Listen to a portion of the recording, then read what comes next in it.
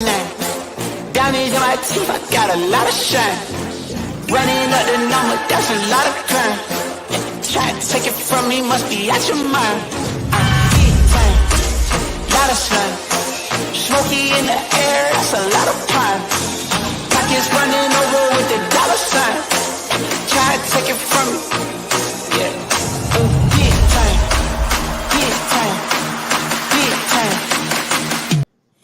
Welcome to episode 293 of Fourth and Jawn. I'm Gayle Saunders here with Evan Hollywood Hearn, Mr. Prime, Mr. Mal, and damn Skippy the Tank, Hollis Thomas in the building.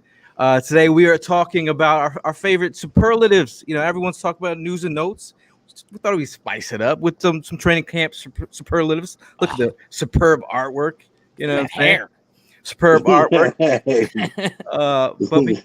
But before we get into that, shout out to everyone who showed up. The 30,000, almost 30,000 people that showed up to support the Birds, and they came out to support your boys at the tailgate.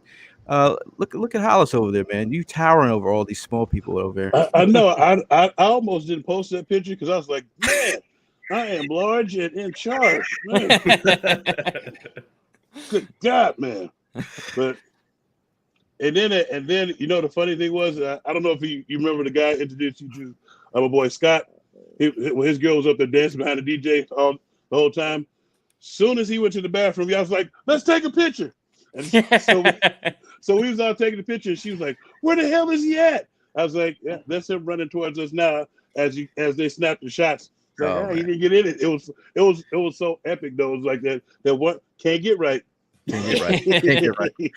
So I mean, it was a great day, man. A lot of people had fun. It was very impromptu. I think there are a lot of things were happening. Prime, it was Prime's birthday. He 43 in the Taibo class now. Yes, sir. Yes, sir. Yeah. Bringing in the year 43. You know what I mean, with some great Eagles happiness and everything, being able to be with my Eagles family. So it was a great day. Ev was working hard on the cheesesteaks. If you've never been to back sweat going on, bro, back sweat was real. Come on, man. Back sweat. The back sweat was burger. no joke. I will give Ev props on the burger. Hey. It was tender and delicious. I appreciate that. And it was hot as fish grease outside. But burger went down smoothly though. The tailgate was awesome. I mean, it was awesome just to get back in the lots, see everybody, reconnect, just get down in front of the link, man. And you started mentioning in the beginning of the show, thank you to all the 30,000 people that showed up. To be honest with you, I didn't know if you were talking about the practice or the tailgate because the people showed up, man. We were in mid-season form with this tailgate. And if that's any sort of precursor for how this year is going to be tailgate-wise, it's going to pop off this year, so don't miss it. I think there's a lot of juice, man, that's going to be created by this tandem. You might have heard of them, Jalen Hurts and AJ Brown. That was one of the big plays from the open practice that people were still talking about. And if you guys seen the play up close, and then if you look in the comments, the trash comments that we typically see, terrible thrown ball. Yeah. Like, he's got. If there was a better safety, he would have caught. I'm like, that was a nice ball. It hit the ground. He picked it up. He threw a touchdown. I don't understand. It was the funny part was when he threw it. That's pretty much the only place he could put it without it getting picked off. Exactly. And because if you look at it, if you throw it higher, the safety is going to pick it up, or you're going to get AJ killed. The way it just dropped in there, that was the only place you could put it. And I'm glad. I was telling you guys before we came on, I'm glad we got receivers that actually go after the ball and actually catch it. We used to have receivers that just let the other team catch it, run the other way, throw their hands in there like it was a pass interference. You're not getting that call. The ball's in the air, it's everybody's. So that was one good thing. I saw. Now, Mal, what's one thing you saw from practice that you thought should be mentioned? Oh, my bad. Mal. You just Mal. To him like that? Mal was dealing. Put him in the bathroom. Yo, how y'all gonna do him? Like, come on, man. No, You know what I mean? It's all love. I was gonna say the reason I didn't show up is because Evan Hearn gave me a bag crunchy beer, some old peanuts and sterilized beer. I got sick, I was supposed to be there, man. Also, you the And one then- with the called in sick, with the Food toilet flushing and stuff. He was No, literally. I wasn't Tell me doing that's not- toilets. that's not wasn't no delicious? toilets flushing, but I Hollis, definitely would you try that? Did I try what? Would you try that? What's Look on at this screen right now? nasty ass thing. Some crunchy beer, Hell peanuts and no. beer. No. I can't do it. Can't do it. Won't do it. So Mm. like Diverticulitis, man. You can kill somebody with that damn So drink. why would you try it? Man, It's delicious. And he's It's from a Jersey, ballpark bro. classic. It's a ballpark I'm asking classic. for the friends. It's He's a No, He's win. so, from- he's dude, from I'm Jersey, telling bro. you. So you wouldn't like. There's some mixes in life that you just wouldn't expect to go well together. Peanuts, peanuts and and beer, is for one of sure. them, bro. You just got to try it. They don't Guess go what? well There's a together. reason that they have bowls of peanuts at bars. You're not. Man, you look, don't see it's- people it's mix thirsty. it together. But now he's saying peanuts. You know, before it was just proudly nuts and beers. Okay. So That Zach, beer. I know Zach Pascal was dealing with food poisoning. Are you feeling better today, Mal? Yeah, bro, I'm never gonna try nutty beer again, dog. I'm gonna stay away Whoa, from it. whoa. Actually, Pause. what I did, man, I ate Pause, some pause. fried chicken that was not cooked well. I don't know how you don't fry chicken correctly, but it took me out the mix, man. So Who fried it? Yeah, who fried the I'm not chicken, even bro? going. It was. I bought it at a store, man, and I knew better. I knew better. Come Yeah, I on, know boy. Hope you learned your lesson. if I if did. it's any I consolation, did. you were definitely the one sitting in air conditioning. I mean, we I were all was. sweating our asses off, but I was. it was a good time. But I do have to talk about one more violation at the tailgate. Evan's parents showed up to the tailgate. This is their first time ever showing up to the tailgate in the history of tailgates. We've thrown about 100 of them, Yeah. something. And the man's forgets a knife, and then his family, who you could tell they're very loyal to Evan, he sends them out to go get a knife. I didn't send them out. You I sent your offered to parents to get a go. knife? All right. So here's what happened. So we showed up. We got cheesesteaks. You know, cheesesteaks are a big attraction at the tailgate. I'm not sure if you happened to take a glimpse back at the grill, but once cheesesteaks came out, people were surrounding me. Anyway, the rolls weren't cut. I forgot to cut them the night before, and so we just had uncut rolls that I would either have to tear apart with my hands or just figure something out. Mr. and Mrs. Medical. Yeah, well, well, Prime, you were going to use your serrated fingers to cut it? Like, I don't understand what you're pointing at right now. I'm letting you know that your boy came through for you. That's all I'm saying. Oh, this would've guy got a trying knife. to take credit from my parents. Look at him. He's unbelievable. My parents. I explained the crisis scenario to them, and they, out of the kindness of their hearts, I say, hey, I'll ride with you over to ShopRite. We'll go get it. They're like, no, stay here. You got stuff to do, blah, blah, blah. So Anyway, they came back with a serrated knife and saved the day. I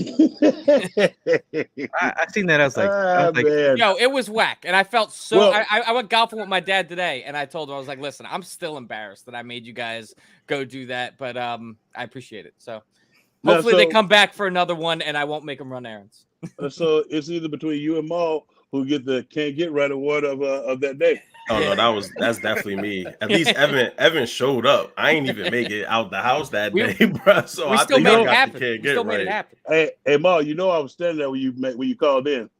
Oh, I can't make it. What the hell was the call Yo, for? you know what's funny? I was telling my wife, I felt like I was calling out of work and shit, man. I called Exactly. Gayle. I was like, yo, I'm down bad, Gayle.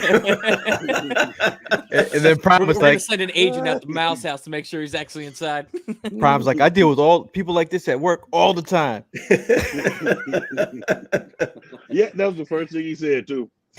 I'm mad, yo. I was looking forward to it. I had it on my calendar and everything, bro. And then It's all Yeah, good. We're gonna have life got me.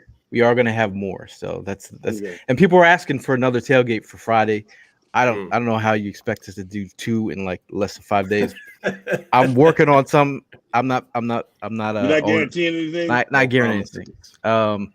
But what we can guarantee is we're gonna give you guys we're gonna guarantee you some good superlatives. Talk about training camp. I know Mr. Damn Skippy Tank has been down there checking out some of the players. I got a chance to get down there. We've all, except for Mal, have got to see some of the players in practice. Mhm. So we're gonna give our superlatives.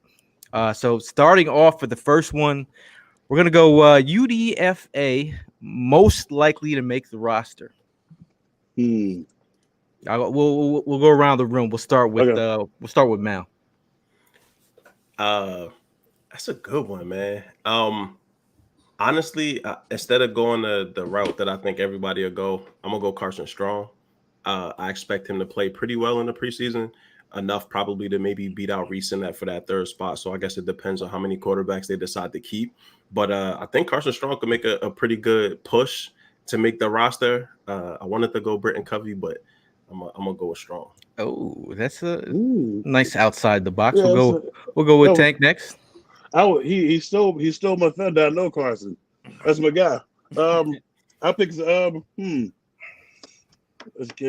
kid out of Middle Tennessee. No, he got drafted. He's not an undrafted free agent. Hey, the sprinter. Oh, Devin Allen. Devin Allen. Yeah, the sprinter. Yeah, the one we picked up. I feel like we're gonna look for a lot of speed this year, and do to just mix things up. I think the run game is going to set up a lot of things as far as passes and stuff. And I think we're going to run some of those hand sweeps, not only with him but with AJ Brown as well. But I think he'll be a good change up. And we're probably going to be needing a kickoff return, or not a kickoff return, but a punt return guy, since we're probably going to trade Jalen Rager. All right, we got two opinions there. Maybe someone could spice it up. I'll go with Prime. UDFA most likely to make the roster. Yo, Primo look frozen, bro. He's Han Solo'd over there. He's Han Solo'd over there. He's frozen. Man down, pimping. Okay. We'll go with Ev. Did anybody get cliche yet? Because I'll just come out and say it. Go ahead, say it. It's Britton Covey, bro. It's Britton Covey. It's most likely, yeah. Listen, I know that's kind of the hot name right now. He's probably going to get some more superlatives before the night is over. But from what the kid has been doing, from a dire need aspect and what he brings to the table in kick returns, and the fact that the back end of our wide receiving core, it starts to get a little dodgy. So I think that what he brings in a special teams capacity could definitely bump him up the list. I like Britton Covey, but another guy I'm keeping an eye on, just to throw a little spice, a little saison on there. Whoa, cultured man. I've been. I mean, you can't go wrong with Bama cornerbacks, bro. Like Josh Jobe is a guy that has been chilling in the cut, man. And I think that he is. I've heard some good chatter about him, but whether or not he's going to be able to, he's not going to be able to beat out any of the guys that are sitting there starting in the secondary right now. So he's more of a depth guy. And that's the hard part, right? Is that like the secondary is super deep. And so maybe in a different year, Joe might be that guy. Exactly. Somebody else mentioned Mario Goodrich, who are two really good players that injuries caused them to go undrafted. But like that corner group is deep, bro. That's what I mean. They are. Because you haven't even mentioned Avonte Maddox, who's the starting corner and the slot. Yeah. It's the slot corner. It's like you look at our secondary now. It's going to be rough to see who makes the squad. Yeah, I mean, and that we hadn't had that in quite some time. Yeah, and it's a great problem to have. Yeah. I'm all for it. Yes, it is. It seems like we keep adding competition back there, and as long as you have that quality competition, I think we're gonna have a good team. Mm-hmm. So it's like this. I'm gonna go Britton Covey. My guy is Britton Covey. He's a guy before everyone started talking. He's a guy that I was high on, and after hearing a lot of the players, what the hell is Prime doing? this man.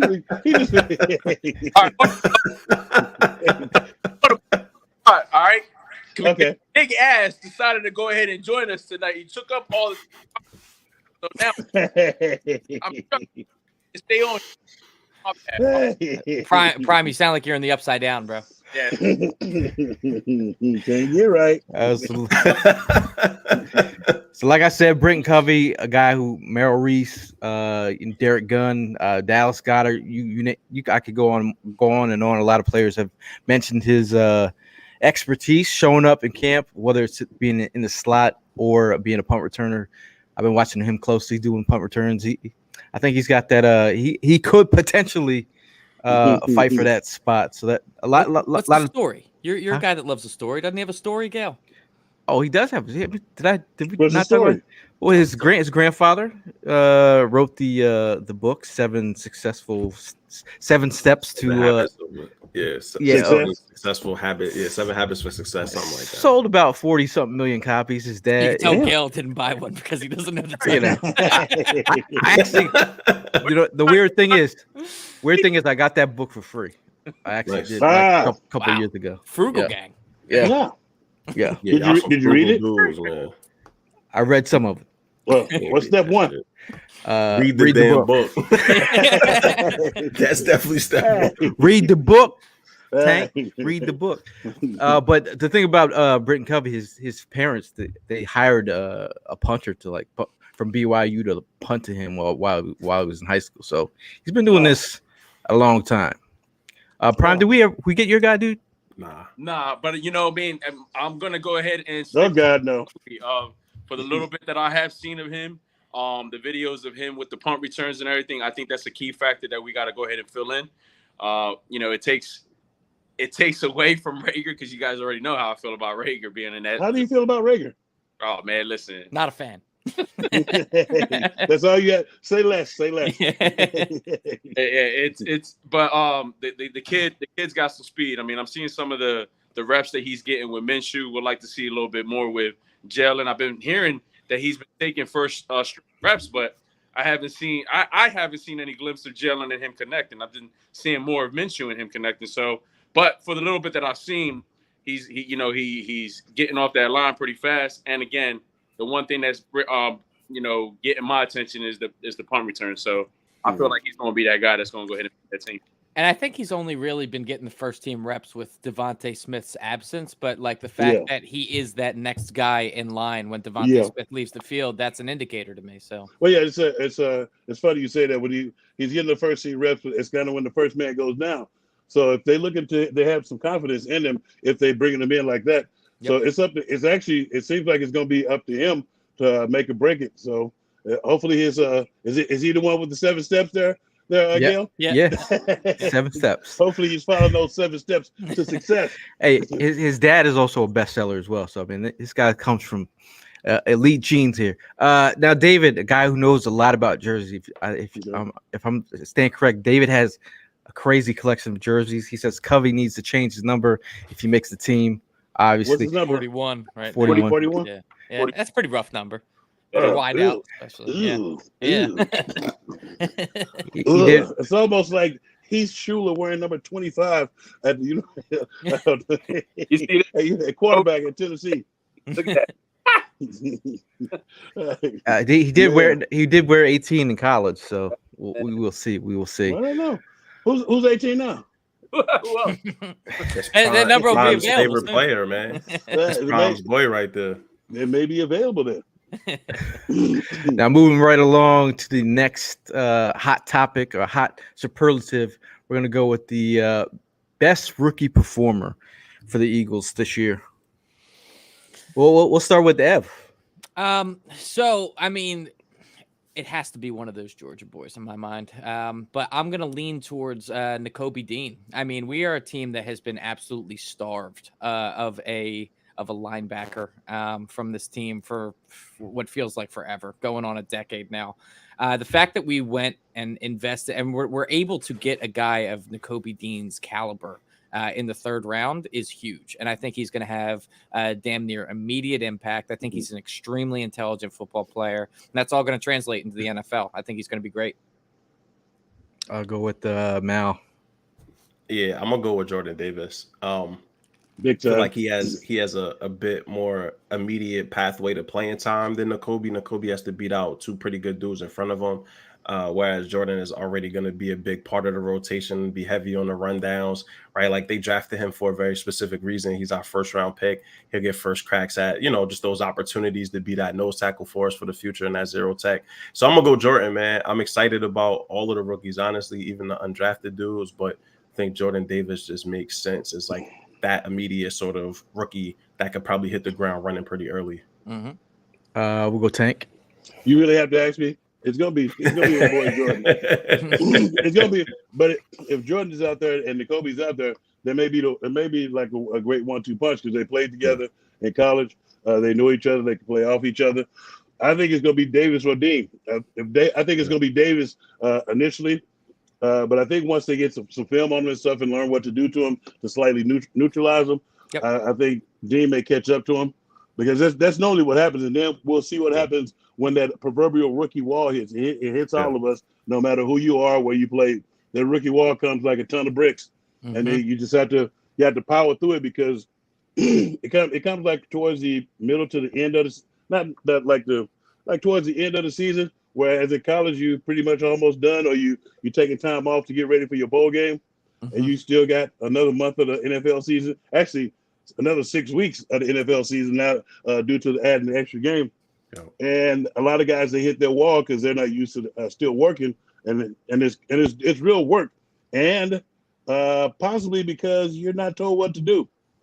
There's not going to be anybody coming to bring you the training table.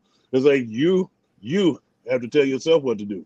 So I think it's going to be kind of neck and neck between them. Okay, so we got one for note to Kobe Dean from Evan. We got Mal, Jordan Davis. We got Tank with Jordan Davis. I'm going to go with Prime. I'm guessing what you're going to say, but go ahead. Well, see, you might think you're going to probably know who I'm going for, but I'm gonna stick to what Evan mentioned, man. The Georgia boys are looking real good. You know, I was a Kobe Dean fan going into the draft, and that's who I wanted. We got him. But bro, if I gotta go ahead and be realistic, today was the day. I gotta say Jordan Davis actually caught my attention, and the reason why, it wasn't based off of the way he performed on the field. It wasn't based off of any play off the scrimmage. It wasn't based anything like that. It was based off of the way he handled that interview today. Cam Jurgens. Talking about the thing that video that went viral, and how he pretty much stopped everybody in their tracks, and then not just take credit for what he did, but made it very clear that you only saw one side of the field that day. You didn't see what Cam Jurgens has been doing and how he's been giving me competition, how he's been bringing the best out of me. Bro, never a time have I ever seen a rookie or even a player just in general come out the way that man came out today. So he won my heart today. That was real key because I was laughing because when he said what he said, all I could think about is like, well, you know, we had battles when we played, but one thing that Hugh used to always say is he'd be like, when one of us lose and we'd be in the meeting, everybody be laughing it up and stuff. He's like, hey, it's not the record. It's gonna happen again. It's like it's a man playing across from you, and he's here for a reason too. And it's like it ain't the record, and it probably won't be the last time. It's like, so when he said it, that's all that resonated in my mind was that saying it. He knows that it's not always gonna be peaches and cream. You know, that maturity that you speak of, you know, during the draft process, you know, they had asked him, or during that when they took that L to Alabama, he was very transparent about his you know, not being in shape and coming into draft season. Like, he just put that nugget out there, and he, you know, during the championship game, like he brought his game to the next level. He challenged himself. The fact that he's progressed, he's lost some weight. And he's not eating Swedish fish anymore. He's really honing to himself. So I'm gonna piggyback off what you guys say. I'm going with Jordan Davis. I have a meme ready and loaded, ready to put out there. Thanos, aka Jordan Davis. I think he's he's bringing that power to the punch, and I think everyone's excited to see him. Dude, I mean, I know that he was very mature and the whole talking about Cam Jurgens and handling that whole situation correctly. But can we just take that situation for what it is? Like that he horsed that man, son. That he moved him like a sled, bro. he did destroy him. No doubt. And I'm not, and that's nothing against Jurgens. This is just me talking about how excited I am for Jordan Davis. This is not a shot at Cam Jurgens. Like, Jordan Davis is a different level. When I saw it, I was like, damn. And I'm gonna be real. That was one of my main things with Cam Jurgens coming out of college, right? Is that like on tape, you saw him kind of get used by some of those bigger interior offensive linemen. So, you know, it's still growth for him, bro. But more people, that's what centers get done. Centers are the weakest link on every roster. And that's that point. Why do you think they put every time we play somebody? I was delegated over the nose, especially if it was a smaller guy, because I'm in there to destroy him, make his life a living hell, and it's gonna be up to Cam to take the tooling from Kelsey, because Kelsey took his lumps, but Kelsey's like one of the tougher guys, and he was like, he's not even one of the bigger centers, but he stays on that ass, and he's able to get to tire guys out, and he's able to get some wins. It's not the record, but he doesn't lose all the time, and he's been able to carve a niche for himself. I guess that quickness too, man. You know, the fact that he's quick, he can beat you to the spot. So he's not going to out-muscle you, but he can beat you to the place. And there's a lot of value in that. Sometimes the best thing you could do is just get in the way, right, to open those holes up. And so, I want to see how Juergens does in the preseason games against, you know, some higher level of competition and definitely some larger interior alignment. And one of the bittersweet things of that is that we're actually going to be able to get to see that. I mean, unfortunately, Jason Kelsey had to get some minor elbow surgery, so he's going to be sidelined for the next, handful of weeks. Bro, if there's somebody that needs no reps, it's Jason Kelsey. I'm not worried about. I'm not worried about Jason Kelsey. All I'm saying is Cam Juergens going to get that work during training camp. I feel like we're lucky too to see if Cam can be that guy, or does he need more work? Because he's going to see 1 rep, so he's going to see their first unit. Defensively, we don't go off that. We don't pussyfoot around things. Our starters are going to play at least a quarter as far as defensively. Now the offense, occasionally they pussyfoot around and they coddle the receivers, they coddle the running backs, and they coddle the quarterback with their bitch ass. Oh, sorry, I forgot where I was. Gayle was a receiver, just to let you know. Sorry. Forgive me, apologies, folks. I had a quick question. I didn't bring this up when we were talking about what we were going to be bringing up. I want to hear from you guys. Which battles are you guys going to be looking at for this rest of the camp and the preseason game? It's a couple of key battles at positions. Like who's going to, like, one of the battles? Who's going to be the second tight end? Yep. Who's going to win between Quez? Who's going to be there with number 3 between Quez and Pascal? Safety is what I'm watching too. And safety as well. They brought some guys in, and then at middle linebacker, that's going to be you drafted a guy, you drafted a kid to be the predecessor, but then you had T.J. Edwards here, but then you also went and got Kazir White. Kazir White's a baller, yeah. But so it's like, and then I don't know if anybody. I've been watching practice, and Sean Bradley's been coming on lately. So I'd like to hear from you guys. Which one of those battles intrigues you the most? We'll start with Prime. No, I love Tank being part of this show. I'm gonna go with the tight end spot, man. I really would like to see Tyree Jackson, hurry up and get back on the field. I know he's going through the injury recovery. I get it. But that position is up in the air for anybody, man. The way these guys are playing, the way they're stepping up in practice and everything, it could go to anybody. I mean, right now, my guy was Tyree Jackson, but I mean, all that could go ahead and change within the next upcoming weeks with preseason coming around the corner. All these other guys could go ahead and step up and take away the spotlight from him. So don't forget they added J-Jaw to the tight end. We haven't heard a peep about him either, which is wild. I mean, it was crazy just seeing him play in the position on Sunday at the open camp. He did have one drop. He definitely heard it from us in the crowd. But after that, he did like about 2 or 3 okay plays, and then he limped off. It's like, all right, usual with J-Jaw, man. You know what I mean? But it is what it is. But now, all jokes aside, I really hope Tyree Jackson, recovers pretty quick, and he comes in and steps in and shows that, it's still his to grab. But don't sleep on these other 2 that that are coming up pretty strong.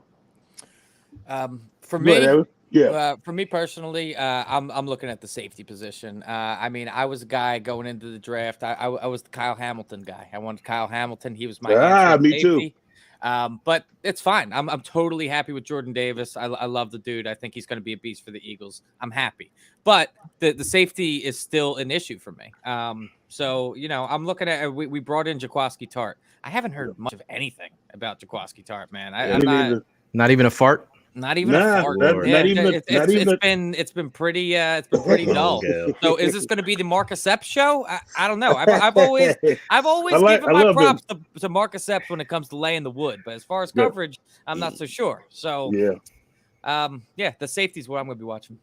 Let's get Marlon and then end it with Gayle. I'm gonna actually go one of the positions you didn't name. I'm gonna go right guard, man. I think that this offensive line has a chance to be special, but that right guard position is integral, right, in order to provide stability. There's a lot of sort of changing faces and a lot of up and downs, and people hurt or sitting out games last year along the line. And so, if they can figure out who that right guard is of the future, or at least for this year, I think that this offense takes a significant leap forward. But without getting a lot of clarity at that spot, man, it's going to be hard for them to really draw up and execute the way that they plan on it. Now, before I give it to Gayle, at the guard spot, they had Solly Moore was throwing his helmet because he was getting his ass kicked at one of the practices I was at. Just to throw that out there. You said who? Who was that? Sayamalu. Oh, yeah. Isaac, he was getting his ass kicked to perfection, and he threw his helmet. I was like, who's kicking his ass? Some of that energy that you used on the helmet while he was kicking your ass, then you wouldn't be throwing your helmet. Gayle, what you got for me? His ass kicked to perfection. So. Yeah, it was god awful. I'm really, we know the 1, the 2, the 3, and basically the 4 in the wide receiver group. I really need the back end of the guys really I need it to be like a making a band situation. I want you to sing for your bed. I want you to come out and sing for your position, or you're gonna be taking a walk to Juniors to get that cheesecake. I feel like because it's really like you got Britton Covey coming up from behind. You got Rager, who's he's for his life right now. He's fighting, bro. and I need that. I need reliable G Ward. G Ward in the mix, and then Zach Pascal. Zach Pascal lost like 16 pounds. They said after he had it bad. So I mean, that's really where I need to see, because at the end of the day, those back end of the roster guys on the wide receiver position, they got to do special teams, and they got to come up big when you need them. So I'm excited to see who those guys are going to be. So, we don't even talk about Hightower anymore, right? That he went from productive his first year to just off the mat now. So that wide receiver room is deep, man. Yeah, I was higher on him than Quez in his first year too. I know. Because they went all out talking about how good he was and how this and that. I was like, oh, we got a real one. And he dropped everything that was thrown to him. Just a bit outside. And the thing is, he has the speed. That's the problem with it. And he's had those opportunities downfield where he's gotten open. Just falls right to the breadbasket, man. Yeah, but he's a receiver, so you have to catch. 100%. It's just like when they was talking about Riley Cooper was a good blocker. Gayle, back to you. Now you talk about wide receivers. We have our superlative that is perfect segue right here. Perfect segue. This one could get spicy because pre-show we had a couple different opinions here. Jalen's second favorite target. Some people might think the first. To me, I think AJ Brown is going to be the first target. So this is kind of like a trick question. Jalen's second favorite target. It's for me. I mean, I think the majority of the group is going to end up saying Devontae, but I'm leaning Dallas Goedert, man. I think that the connection with the tight end, you're staying inside the numbers. I'm looking at Jalen Hurts' arm strength, which I have called into question at times, and I think the tight end it makes a quarterback with a not a rocket arm. I think a tight end is a quarterback's best friend. So I think Dallas Goedert, he's a top 5 tight end in the league. And considering all the other weapons he has around him, I think he's going to eat this year. Now the weird thing is you always call that arm strength into question. I played with Drew Brees, had really no arm strength. He's a Hall of Famer. Yeah, but he didn't have no arm strength though. Everybody keeps picking up bullshit to fuck with Jalen Hurts. Right. Just back the man up and let Santa Slave move. Quit lip syncing, Evan. Now, his second favorite target, I think is going to be Dallas Goedert. But it's going to be initially, I think it's going to be his first favorite target because every quarterback in these types of systems, their favorite target in their security blanket is the tight end. It's the easiest throw. It's the guy you can depend on. And if you look at their connection from last year, it's going to be one of those things. So to me, the second favorite target is going to be AJ Brown. Oh, I like that. How about Primo? I'm getting really tired of always agreeing with Evan, man. That means you're not wrong, bro. You are Or right. you're really wrong. It's So gonna be you're one of the really two, wrong, bro. That means both of y'all wrong. Now Dallas Goedert, I really feel is going to be that second wide receiver for him. That second weapon. The fact that we have a lot of talent on the team, and it's going to draw a lot of attention. It's got to definitely open it up for one person, and I think that person is going to be Dallas. So I think Stats is going to be incredible this year. He's going to probably have one of his best years going into the season because of the fact that he's got a great amount of people surrounding him that's going to be, definitely gaining that distraction. So it's definitely going to open it up for him, and Jalen's going to go ahead and shine with him. So I think that's the second weapon, his second favorite weapon this coming season. Yeah, I'm going Devontae, man. Sneakily, Devontae had a really high average depth of target. His ADOT was 13.9. He really served as like the deep threat.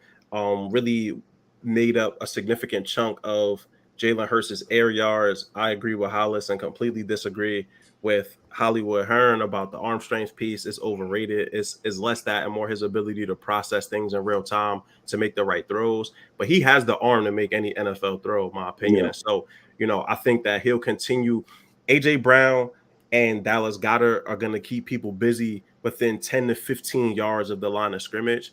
When you're getting to that 15 and plus, I think you're going to see Devontae Smith get a lot of one-on-ones, get a lot of opportunities to work the middle of the field with people that just can't cover him. And so for me, I'm going to go Devontae. I think that he has a really good second season and, really reaps the benefit of having Dallas Goedert and AJ Brown underneath to drag a lot of that attention away from him.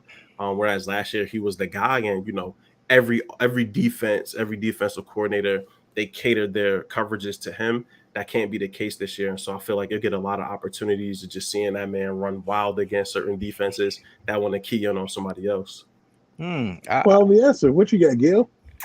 I was loving that because I was gonna go to Devontae, and I do think taking advantage of the opposing teams, CB2 or CB3, whether you have it, I think Devontae Smith's going to have those matchups. You looking across the way, last year it was a Quez or it was a Rager who was, now you got AJ Brown taking attention, you got Goddard taking that attention in the middle and over top. So I feel like Devontae has a great opportunity to eat. I do think Dallas could have a shot at that number 2 spot, but I think I'm going Team Devontae, so I'm excited, man. I think too that we are very privileged to have I think that obviously we have 2 great options at wide receiver, but to have a guy that is a burner but also a complete technician, that's huge, man. Like to have that second option be Mal, you're talking about how Dallas Goedert and AJ Brown are gonna suck up most of the stuff that is under 15 yards. Dude, Devontae Smith, his ability to get open isn't just limited by his speed. He is a route god. A technician. He's a technician. So he is going to be able to get open downfield, to your point. I'm 100% and to piggyback off what Evan just said, we have a damn track meet lined up. If we bring in Jalen Watkins and the sprinter, who the fuck are you going to cover? Seriously, who are you gonna cover now? And this is the key. Whenever you're looking at a team with a really good defense and a really good defense coordinator, they never take the number 1 cornerback and put him on your best receiver. What they do is they take the number 1 cornerback and take your number 2 away, and then they take your number 1. They double him with your number 2 cornerback and help over the top. So we'll see what happens. See who that's happening to. So it's just one of the things that I learned from being with Double J, and what he would do is he did the exact same thing. And then when I was on the other defenses that were really good, they say no, you don't put your best corner on their best receiver because then you take away their second best receiver. Yeah, Belichick did the exact same thing, right? Like he'll bracket your number one and put his best that's corner on your number Belichick. two. That's And Belichick. yeah, of course it is. That's But he Belichick. wasn't cheating with the matchups though. He was locking people up. Yeah, he The wasn't game cheating. plans was tough, bro. I wonder what they're gonna do offensively too. They're having a real shit show up there with Judge from the old head coach of the Giants. Yeah. Wasn't he the special Judge, teams yeah. coach before he left? Yeah, Like, yeah. how did that But man he's end having up an offensive coordinator now. Yeah, But Now Justin in the chat says Devontae deserves more looks. He's going to leave this in is 3 all years hype. and blow the roof off if he isn't targeted. What is this? I just want to ask a question. As I've Good. spent the past several days going through Jalen Hurts' advanced stats, going through the film, like I don't see what a lot of y'all see. I see That's what I somebody want. as a quarterback that needs to improve and like has areas of growth and progress, but like Yeah. people talk about Jalen Hurts like he was objectively the worst quarterback that the Eagles have ever had. Yeah. Quite contrary, he actually had a better first year starting than Carson Wentz did. And so, like, why are we sitting here and saying this? No shade. What do you mean Promo, we? but like, What do you why mean are we? I'm a Jalen guy. So Jalen is for my all the guy. anti-Jalen dudes, like, where y'all coming up with this stuff? Like, please point me in the direction of where you think that in his second year he can't make this jump or make this improvement, because I wholeheartedly disagree. Like, Yeah. yes, he has areas to improve, but the way that people talk about Jalen Hurts is like he was just a net negative for it. No, bro, there were points in games where he carried us to wins. Like, yes, that Tampa Bay game was ugly. Yes, the Kansas City game was ugly. Yes, the Cowboys game was ugly. Some ugly games in there, but he also had some really good games for a first year starter that was 23 years old in a brand new system. Like, let's keep things in perspective. Let's use a little bit of this context, bro. Yeah, bro. I tend to crack up because sometimes people say what I just read across the bottom screen. It's like he doesn't have a problem going through his progressions. It's like everybody seems to think that it's just like he knows where the ball is supposed to go, and when that person is covered, he goes to see who's open. I feel like this. I feel like if they take the wheels off, take the training wheels off, Yeah. and let him and do what he does best, I think he's gonna flourish. Yeah. And I think he's just got the confidence and the willpower to will us to a championship, and I think he does what it takes to get the victory. Now everybody else who's saying the naysayers, when he does it, I don't want to hear the shit like last year talking about, oh, he beat some trash teams. So Right. that means you could go get some of your high school buddies and beat any other teams he beat last year. Yeah. Shut the fuck up. If you can't do that, if you can't go get a pickup team and beat the teams he beat last year, shut the hell up. It's hard as hell to get a victory in the NFL. In the NFL, and I don't absolutely. know what, and some of the national announcers, I was like, dude, you suck ass at announcing too. What do You you already know 17-0, baby. And to your guys' point, I just want to say too that like Mal, you're completely right in the fact that some of the Jalen Hurts slander is just completely out of left field. Like if you just look at this objectively, not as Eagles fans, we're talking about like, dude, he's a starter in this league easily. He's a top 15 starting quarterback in this league. So No question. Yeah. No, but I want you to look at it. I want you to look at it objectively. Do you have quarterback strength? Us right now? No, you Ev. Do you have quarterback strength? Because I heard you talking about the strength of his arm. Can I be a quarterback? Is that what you're asking? When people be saying shit like that, I'm like, do you have quarterback strength? Do you know what a strong I'm so arm confused is? at the question. I know you're confused. Have you seen Evan on the grill? You see that strength? Yo, he said, I'm not a good quarterback. I'm just saying, it's like, oh, they talking about, oh, his arm is weak. How the fuck do you know that? Have you ever thrown a ball? I watched last year. What do you mean? Exactly. Say it one more time. I watched spectator. Yeah, spectator. But like, did you play quarterback? But Hollis, let's keep it real though. But I chase quarterbacks. But we can see. I mean, there were definitely times to keep it real where, like, Jalen. Again, I'm not on the arm strength piece. I'm on the processing piece, right? Like, exactly. If you process it faster, he has to anticipate throws and not wait for guys to get open. There were plenty of instances where he could have or should have done better. I see Cody mentioned in Tampa Bay. Tampa Bay was a shit show for all parties involved on offense and defense. Exactly. Right? Like the whole entire team fell apart in that wild card game, and so all of this is a learning experience, right? Like we can't and won't be having the same conversation about Jalen Hurts this time next year. This year is his chance to prove it. They went and got AJ Brown, right? Like this is their chance for that offense to take a significant step forward. I'm with Hollis. Take the training wheels off. get back closer to like a 50-50 split run pass, right? Even maybe tilt a little bit more towards the pass and let him work. And if he can't do it, he can't do it. But we're speculating based off of a run-first offense that was catered to his skill set as a brand new 23-year-old starting quarterback, right? Like progression. Let's just and be you honest. guys, Now let me give the quarterback Ev some time. Go ahead, Ev. I Go ahead, just want to QB. clear the air because I'm confused because you guys are saying that Jalen Hurts needs to improve, right? So how is that of course. any different than what I'm saying? But see, exactly when you say arm strength, then my you ears guys just turn out and I can't hear you no more because like Yeah, it's you like- got to give me more than that. Nah, Yeah, but it's real like you- talk, I said that if he's able to anticipate, that would make up for his lack of arm strength. You didn't even say that. That's You not I said said it arm on strength. previous shows. Don't lie, Evan. I'm You lying. just said Yo, arm find the strength. tape, Gayle. All right, Gayle, what's the next superlative? He's Prime, right. Prime. Thank you, No, Prime. Thank you, Prime. Going back off, man. You ain't gonna be keep coming at my boy Evan like that, all right? Hey, he's Prime. Nah, he's Prime, a what you gonna Jalen do Hurts about it, Prime? hater. See, He's a hater. this that Jersey I don't connection. want to see you It's without that a crunchy without a beer Jalen Hurts connection, bro. jersey. Yo, He's put not- Evan Hearn in the back. Put Hearn in the bathroom, yo. Some of the comments about Jalen has been petty. Don't get me wrong. Yeah. Evan, you know, me and you went back and forth last season about this too. His arm strength. You were questioning it. I was one to tell you. I play baseball. Arm strength can be built, and we were hoping for that this upcoming season. We still are not even at that level to see it yet. You know what I mean? We're only on practice and we're only at preseason. It could come and it can happen. And that was the back and forth me and you were going back and about. Mm-hmm. But a lot of these fans out here, I really feel, all bullshit aside, I really feel they want something from him that they would want from another quarterback. Well, you know what? Jalen is Jalen. Jalen is not another quarterback. Jalen's not Drew Brees. Jalen's not Tom Brady. Jalen, is not a Josh Allen or any of these guys. Jalen is Jalen. Jalen comes to the field with his skill set, and his skill set helped us win games last year. I give him mad credit for that. The one thing that I questioned was how he led his receivers. That's what I wanted fixed. Precision, yeah. Going into the upcoming season. That's all I wanted, and he has the weapon that is going to go ahead and let him know that, like, yo, just lead the ball to me, and I'll do the rest, and that's all he has to do. Now the feet, hey, listen, man, that's a plus. We had that with previous quarterbacks, but this guy's been really shining with his feet. I don't take have it with Carson Wentz though. Yeah. Carson Wentz was throwing it all. He was throwing ducks all around the yard, right? I just realized Maul talking in the background. Now hold on, Prime.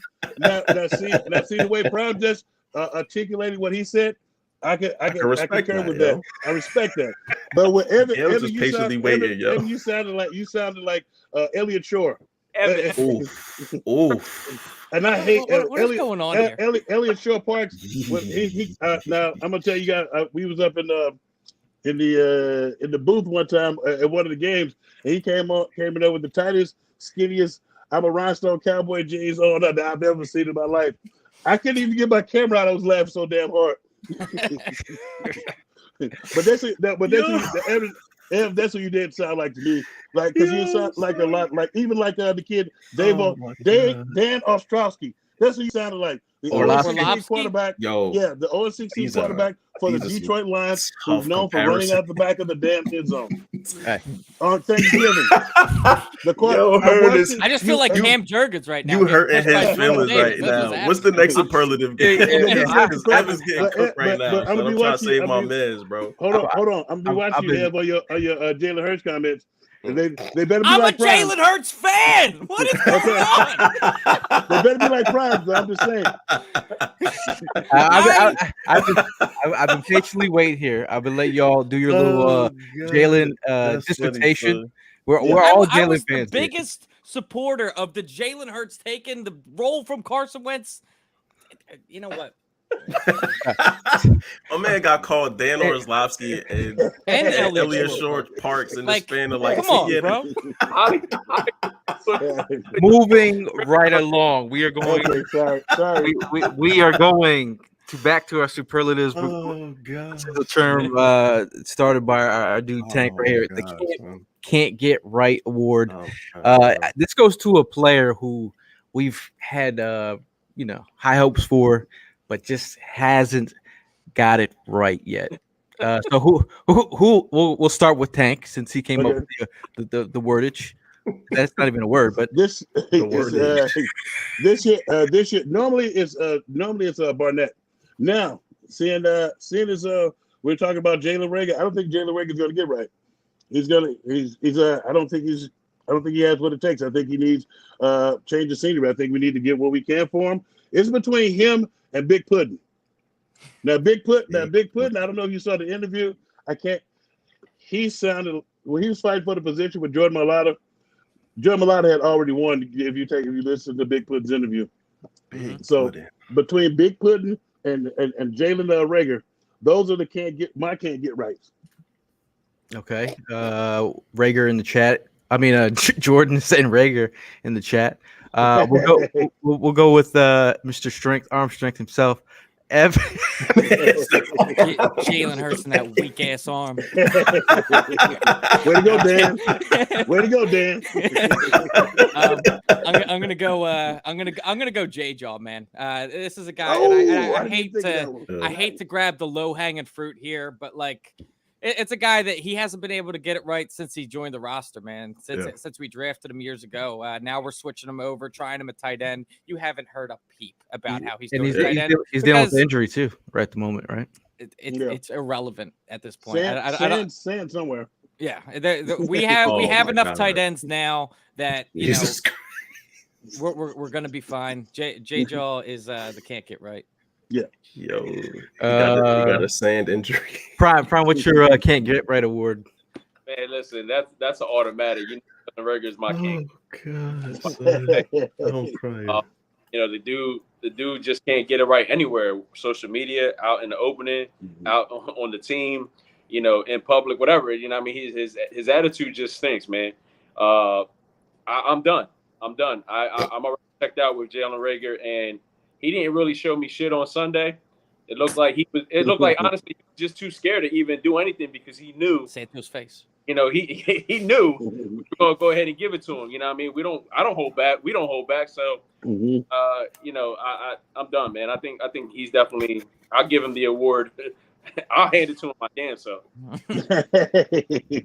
Interesting. Mal, who's your can't get right? Somebody that Hollis was talking about earlier, but Isaac Seumalo, man, this is your chance to run away with it, man. This is your chance to run with the job. And like, you ain't running, brother. For all intents and purposes, you moonwalking backwards. And so, you know, he was a dude I was excited about coming out of Oregon State. I thought that he had like some long-term upside as like a swing guard and center in the NFL. Just hasn't shown it consistently. Injuries and you know, inconsistent play have really plagued him to this point in his career. You know, he's not a young guy anymore. He's a legitimate NFL veteran at this point. And so it hurts my heart to say it because I thought he was on run with the right guard job, but it doesn't seem that way. And so it just seems like he can't get right for whatever reason. And so, yeah, I think that for me, that would be the pick. I'm going to try to go different. A lot of some of the names I had. So if I'm going to try to diversify some of the answers, maybe Kayvon Wallace, man. I've been waiting, man. That's a good one too. I've been waiting. We've been waiting. Yeah, facts. We've been asking. So, but he's got a little bit of Jalen Reagor in him too, where he's got Twitter fingers, but like it doesn't translate to the field. And it's nothing against him as a person or anything. It's just in the sense of like, again, when we just want to see it. Like, you know, I don't want to hear it. I want to see it. So that's what the can't get right award winners are. Well, yeah, that's why I came up with it because it's always that one person that's like when I played, there's always that one person they kept on the roster all the time, and it was like, what are you keeping this bum for? It's like you clearly could have got somebody else. He can't get right. So and so.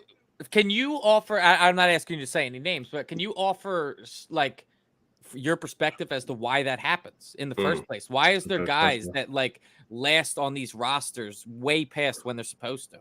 Well, the one thing that I have recognized is that the front office doesn't want to be wrong. They don't ever want to be wrong. It's like case in point. You guys remember Indy Kalu? Oh yeah. Yep. You remember when he got drafted and they drafted John Harris? Was it second round? Right, Indy Kalu was drafted in the 5th round. And they drafted John Harris in the 1st round. Who do you think was better? Well, I'll wait. Indeed. I actually watched the coach cry when they had to make that cut. Wow. The defensive line coach cried. Was his name Because Coach Puddin? No, he was crying because he had to make that cut. He was cutting a guy that was clearly better than the other. Only reason he was keeping Jawn was because he was a first round pick.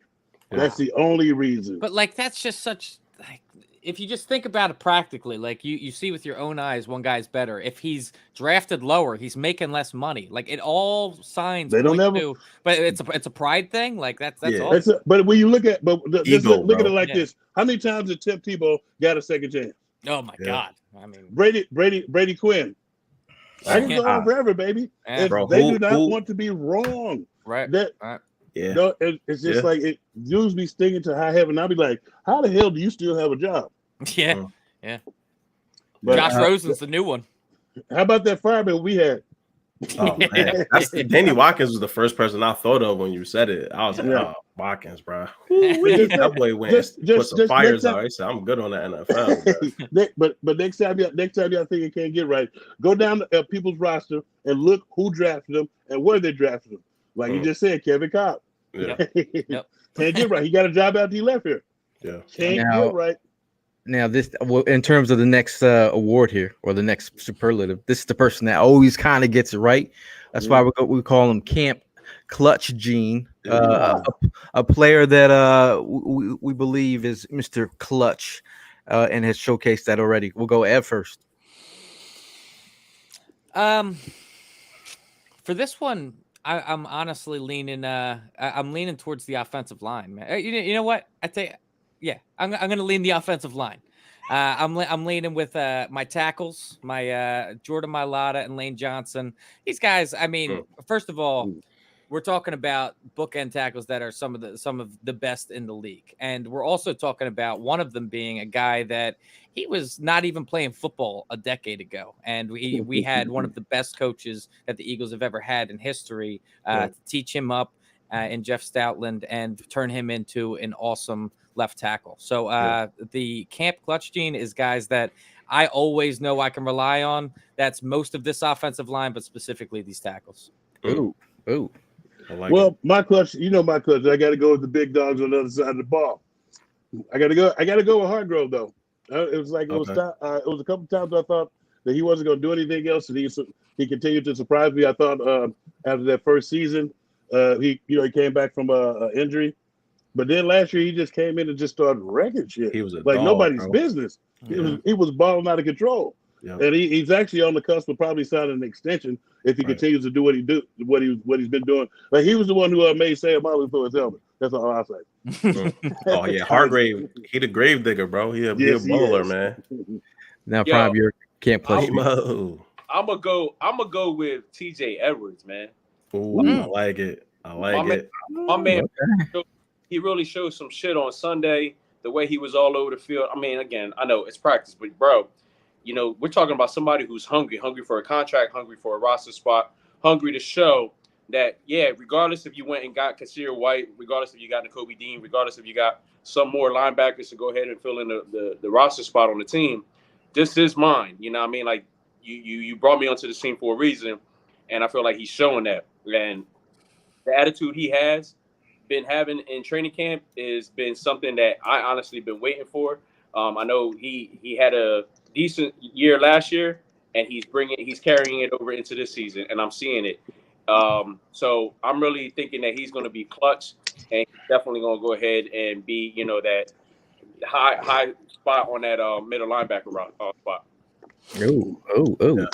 Yeah, I like that one, man, because I was talking shit about TJ Edwards after his rookie year. He liked it, and he liked the post, and I was like, oh shit. You're on the shit list now, bro. That was like 8 other Twitter handles, so I'm good now. But I'm going with James Bradbury, bro. Right? That Darius Slay we know what we got in Darius Slay. The question has always been, who are we getting across from him that could hold it down? And for all intents and purposes, it seems as though Bradbury has been giving AJ Brown all he can handle. He's going head up with Devontae Smith, right? Like everyone he seems to be going against, he's making plays, breakups, interceptions. You know, he's somebody that can tackle as well. And he has great size for the position, matches up well against larger wide receivers. So I'm excited to see him continue to hold it down opposite of Slay. But yeah, man, for me, I'm just excited about what Bradbury brings to this team. And I will forever be just laughing at the Giants cut him and he came right down 95, signed that little 1-year deal, and got plugged into a defense that could be a top 10 unit this year. That's in the chat, a nice one. Stoutland. That would be a little Stoutland. Yeah, I would. He could be the mayor of Philadelphia. You want it to be. Yeah. But my clutch gene is going to AJ Brown again. I feel like he's the guy that's been a reliable cop out, son. I'm just saying. Nobody said it. Nobody said. I just feel like low-hanging fruit. I just think he's that dude, man. Like in terms of like what we needed, like we talked about pre-show or during the beginning of the show about wide receivers that are going to debo the ball in the air and take the ball away. We need that, especially on those slants and running those RPOs. That's going to in that yak. He's clutch when it comes to that. So I'm going to go with that. Does anyone have any issues with that one? No, not really. I might be the easiest one of all time, bro. Yeah. You know, I had to give man's love. Another wordage. I'm going to of verbiage tank. The Big Puddin' Award. This goes to a player who might not bust a grape in a fruit fight. No, bro. He's not going to break the safety seal on a bottle of Aspen. Whoa. He called the man tender, though, son. What you saw? I thought we were circling the truck. Damn. Everyone be nice. I can't be nice with this one. What the hell are you doing on a football field? There's two guys that I'm thinking of right now off the top of my head, and they've been getting their ass whooped every day in one-on-ones, and one of them they're practicing what's called that's the original Big Puddin', 77, Andre Dillard, and Isaiah Malu. It's like you out there throwing your helmet like a bitch. What are you doing? They pissed me off because I felt like we were counting on them too much, and Stout guy hasn't been able to get the maximum effort from those guys. So those are my Big Puddings. I'm gonna go a little bit off the beaten path here. I'm gonna go Gardner Minshew. Gardner Minshew. Always the right answer. This guy has been. I mean, to me, like I'm not trying to throw shots or anything like that. It like the focus on the everything else outside of football seems a little bit too high for me. This guy with the whole thing with the living in the van and like Uncle Rico-ing it up, like just go work on your craft, man. You are someone that went into Nick Sirianni's office last year and you're asking, what do I have to do to win the starting job? Where did that fire go, bro? All I see is you just being ass in practice. And honestly, like it's really starting to feel like you might potentially lose that quarterback 2 position. I don't know who to, because it's not that great behind you. But dude, for me, the Big Puddin' is Gardner Minshew. Your time was to step up, and you failed, man. Chris, his biggest fan is in the comments right now, who always shows up. Shout out to Chris. I sent Chris a photo of him and Minshew having a moment at camp today. So shout out to Chris. Chris is always a good sport. You'll always find him with his Jim McMahon jersey. And always, always bringing the good energy. So holler at him when you see him at a game. Yes, sir. Did you give your Big Puddin' award? Nah, I'm gonna go with Derek Barnett. I was gonna say Malo again, but I'm gonna go Derek Barnett. Mostly because what is he doing? Right? Like other than jumping off sides and hitting quarterbacks illegally, like I'm always in a state of like, what is happening with Derek Barnett? Right. And so I haven't really heard much from camp. Maybe y'all have heard, Hollis, maybe you've seen or heard. I haven't really heard much. He came back on the 2-year deal. What's going on? So you're kind of correct.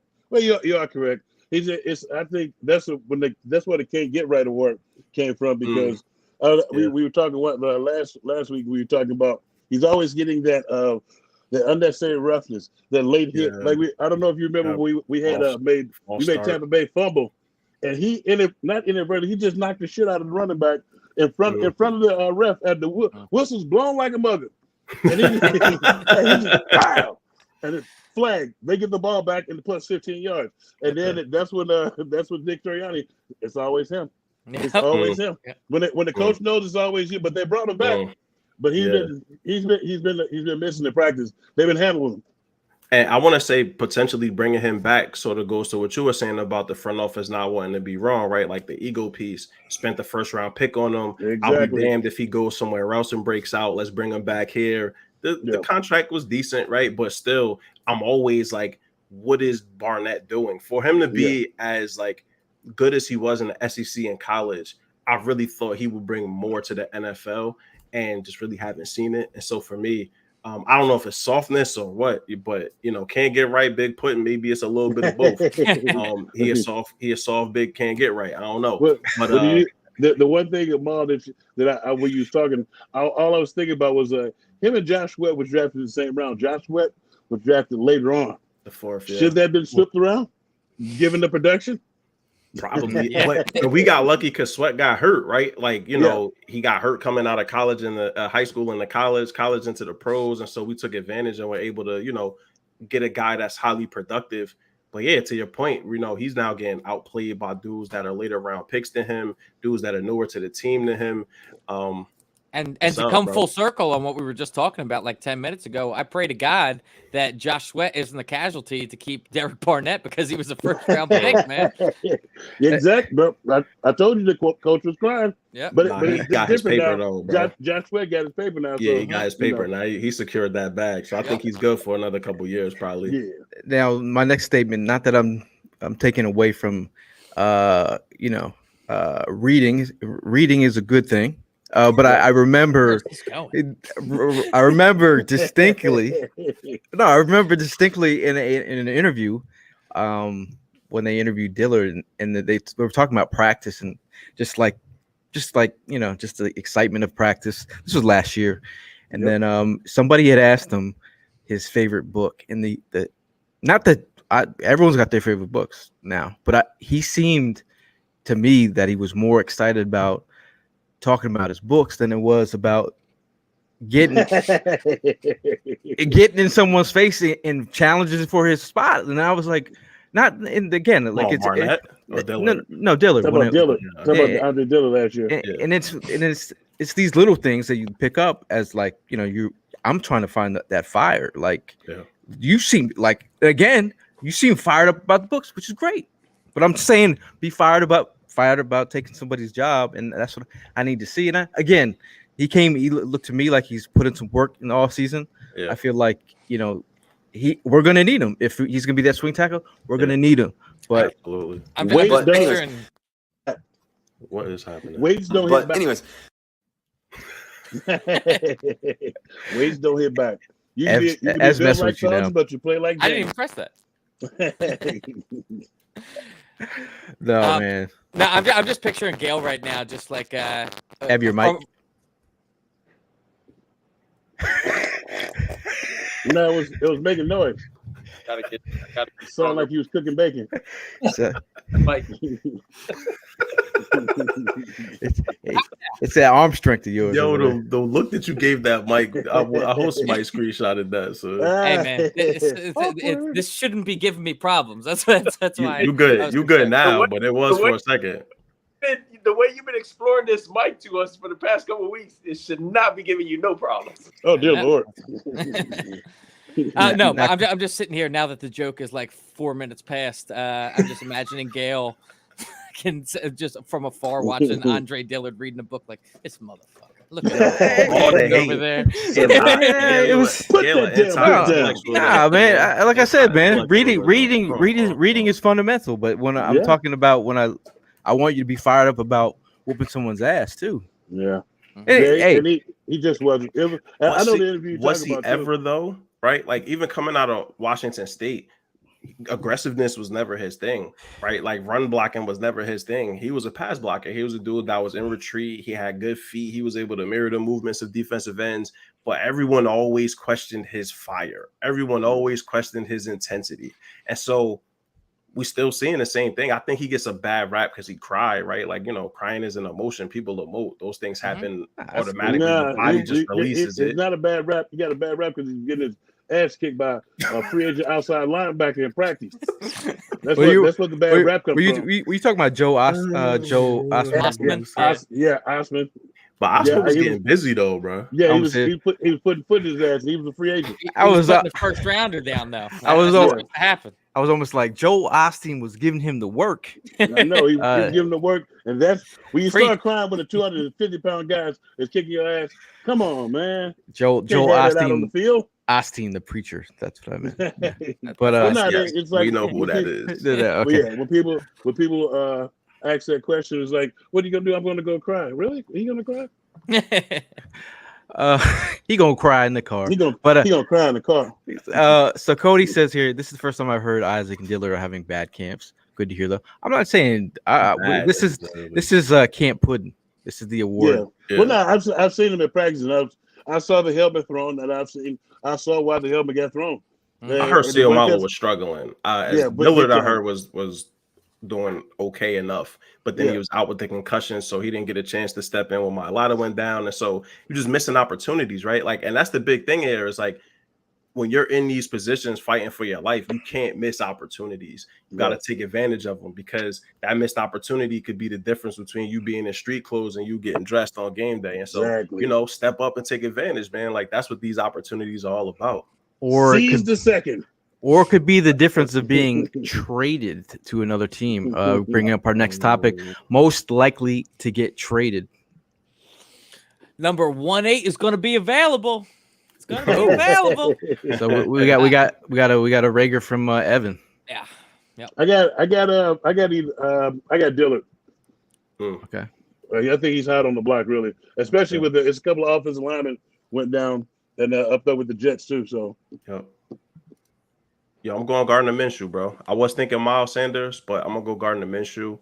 I think that there are a couple of teams that are struggling. They're gonna get in the camp preseason, see that their quarterback situation is just an abomination, and somebody's gonna convince themselves that Gardner Minshew is at least a bridge answer. I don't think he's that great, but he keeps getting jobs. To Hollis's point earlier, and so. I think that somebody will convince themselves he's the answer. And I also think from the Eagles standpoint, Carson Strong is going to put some work on that boy, man. He's going to put some heat on his back. And so, I think that it'll make it to a point where the coaching staff and the front office feel like Minshew might be somebody that they could go ahead and move on from. Exactly. And depending on what they get back for him, it could very well be worth it. Prime, who you got? I'm going to go with Rager, man. It's time, bro. He's got to go. I know there's a rumor that my son said he gotta go. Prime's like, I already packed. I got your bags packed, bro. It's time to go. Those things are packed since the last season. Yeah. Give up the 18 jersey and let's give it to the young boy, man. Wow. And Cody, I would say Senate is putting that pressure on right now because he has familiarity with that offensive scheme. Senate and Carson Strong are in two different categories from the ability to actually play football, though. So expect that gap. Expect that gap. As far as staying healthy is concerned, Senate's been shining a little bit. He's been. I'm not saying Senate can't play football. No, for me, I was like, are his knees made out of tinfoil? Maybe bubble wrap.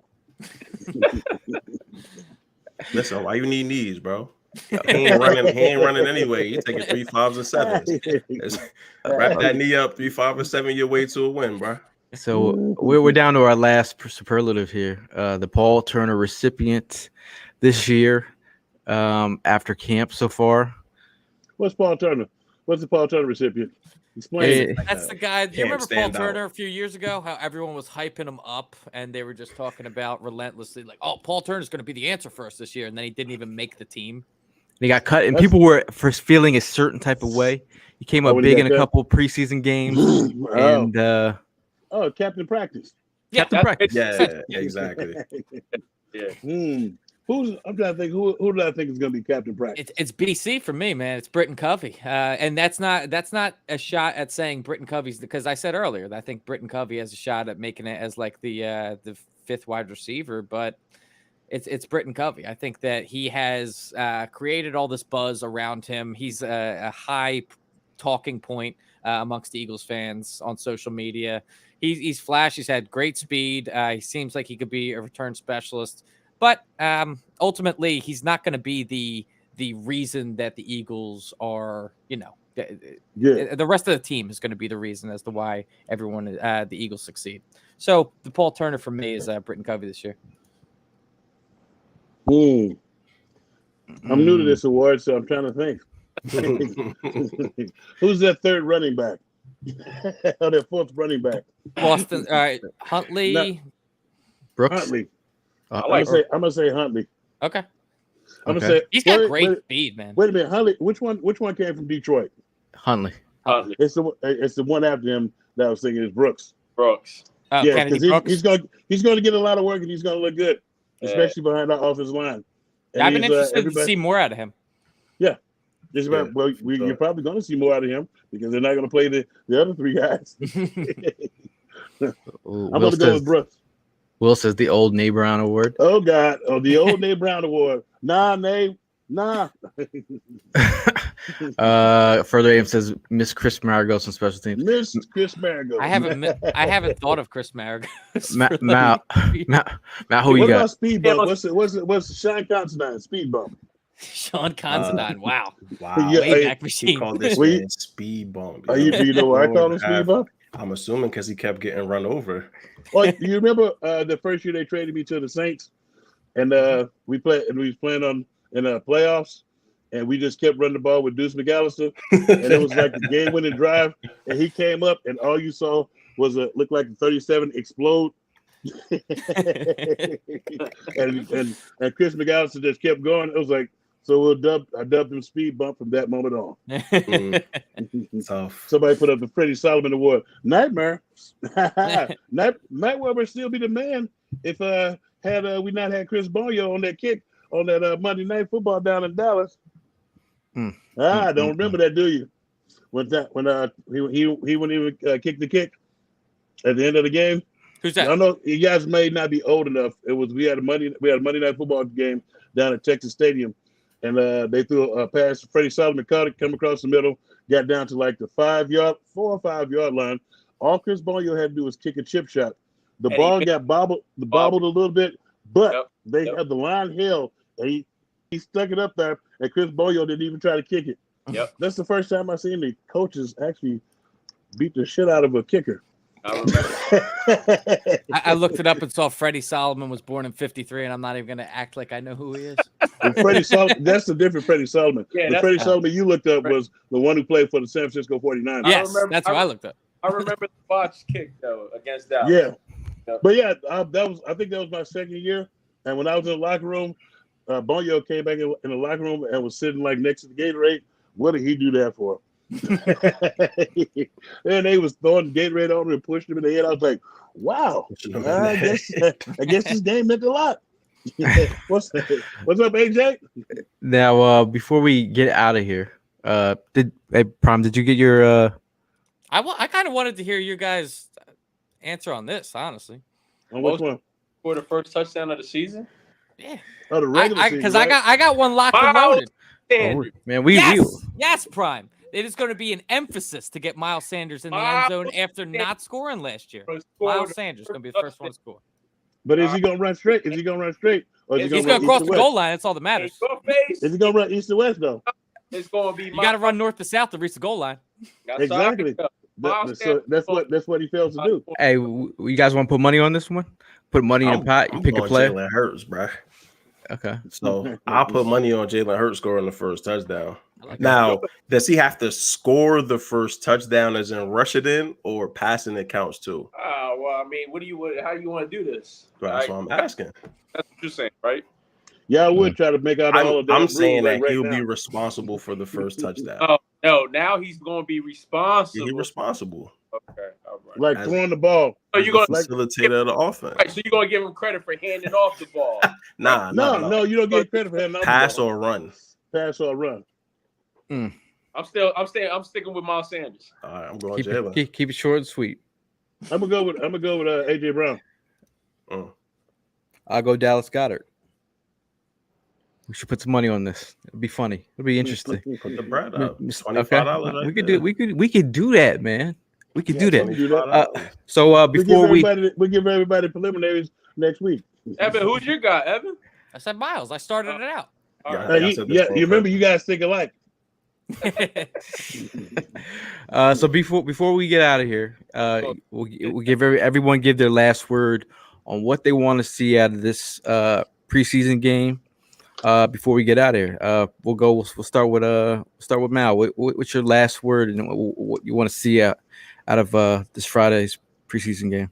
Yeah, especially with Hurts, if the starters are playing, I just want to see a smooth first series, right? Come out, show that you can move the ball downfield.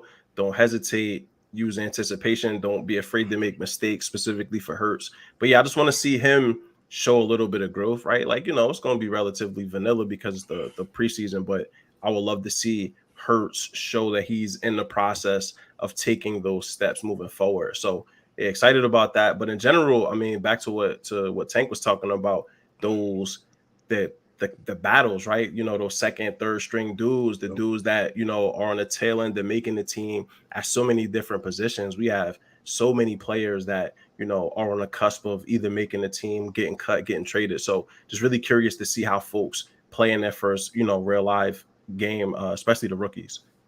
Yeah, and don't get injured. Yes, please, Lord. Let's go, Mr. Tank. Well, I was gonna say I want to see a strong defensive performance. I know we're not gonna see that many blitzes because he doesn't blitz anyway. Yeah. But I want to see if our defense is gonna step up, especially the secondary. Get the hell out the field on third down. Right. Don't give up no 10 or 12 play drive. That's like we were notorious for that each and every game. We at least gave up one long ass drive. You sitting there like, man, the offense could have been back on the field. But that's gonna be the first one. We don't give up, especially the first unit. Don't give up no long ass drive. That's what I'm be looking for from the defense. Yeah. Okay, we'll go Primo, your last word. I'm gonna say, man, I know the excitement is really gonna kick in on Friday. So on both sides of the ball, I would love to see with the first couple series that they're each gonna get. The excitement is gonna kick in, but be at ease. Play smart, play safe, don't get injured. And just show, but not too much. Like, go ahead and show out, but just not too much. But have fun, and make sure that you, like Tank said, man, stop. Let's show a different side of this defense. We are built to go ahead and be a top, defense this year. Bro. And I'm ready. I'm ready to go see those guys go to work, man. So that's all. Just come out of that game with no injuries whatsoever. Yeah. Okay. Besides arm strength, Ev, what are you looking? That's not even what I was looking at. So for me, I mean, what's the old football cliche? One of them. It's football's won in the trenches, man. I want to watch our big men move people on both sides of the ball. I want to watch our offensive line bully their defensive line. I want to watch our defensive line penetrate their offensive line. If that can happen, I have great confidence for this entire season, because I think that if both of these lines are top 5, top 10 in the league, we have a great chance to go far. So that's a good indicator for me. Mal, did you give your last word? Yeah. You're up, guy. Stop pausing. Stop pausing.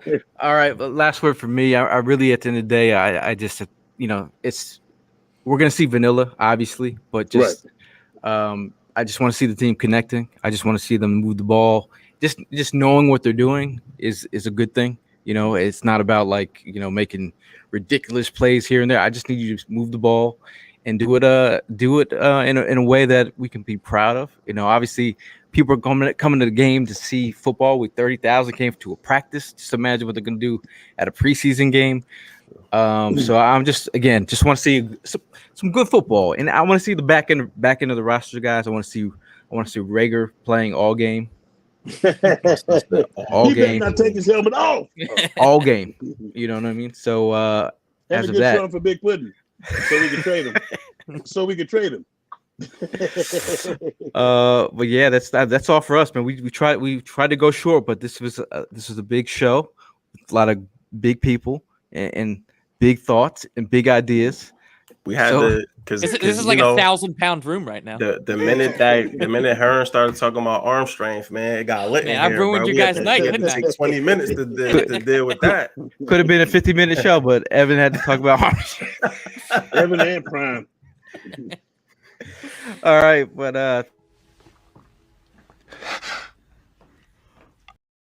I didn't think that was the Paul Rudd meme that I was going for. I thought that was going to be the who would have thought we would have been here? yeah.